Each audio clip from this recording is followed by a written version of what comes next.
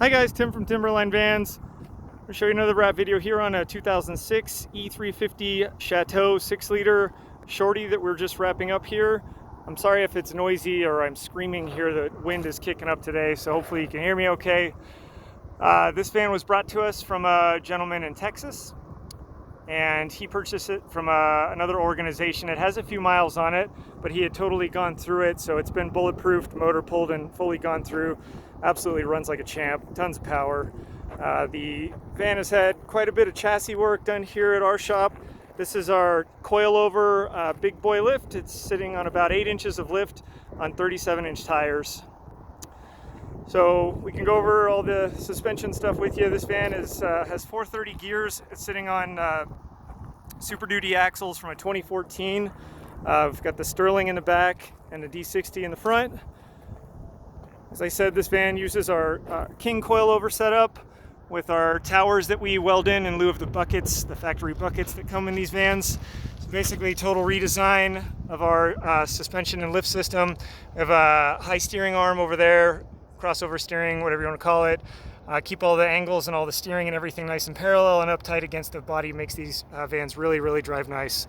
So as I said, low mileage axles on this thing out of a 2014 Super Duty. Our super rigid track bar setup. We have Roadmaster steering stabilizer, J-Kiss quick disconnects.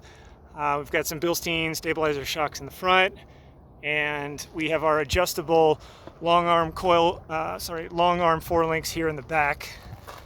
We make these adjustable so that you can really dial in the caster on these vans and make them drive correctly.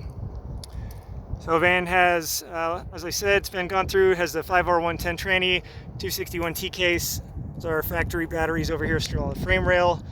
Bilstein shocks in the back on this unit, and we did some bushwhacker fender flares here. Now out back we've got some other stuff going on. It has our new leaf pack in the rear. So these are specially arched and set up for a much nicer ride than the factory shocks. We did some onboard air on this, so you can see the makeup air tank down there, as well as our, it's tucked up pretty good, but our ARB twin compressor there. And it has the factory Sterling rear E-locker, and we did some airbags on this as well. So it has, this is a newer setup for us, but really works well. It's a floating airbag. These bags are made by Airlift, and they sit in this little pocket here so that during times of articulation when you're out wheeling, if the airbag extends or the axle drops enough, it doesn't tear the airbag. So pretty cool setup. We did some air chucks in this, front and rear bumpers both, for the onboard air, as well as the airbags in the rear, which are manual at this point. Customers talking about maybe doing some bumpers down the road, but for now this will get them by.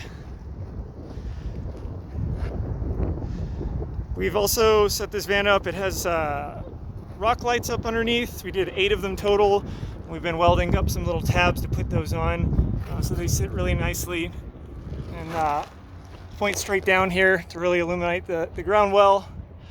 We also did an RV battery in this. It has a 100 amp hour AGM battery that's inside of our own case that we build for these things. Really keep it up nice up against the body, up and out of the way. And then we have all of our wiring tied into the back of this van inside, where we've built a little control box, keep everything neat. So we have our Renogy DC-DC 50 amp battery charger there. We have an S-Pod Bantam that we have a unit up on the steering wheel for.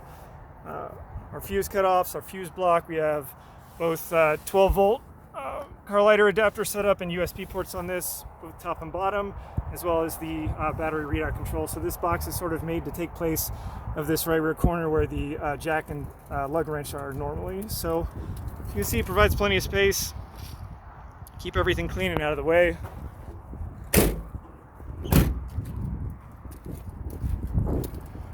Hop inside here. We can see real quick that we've got our S-Pod tactile mount box up there on the top to control the electronics.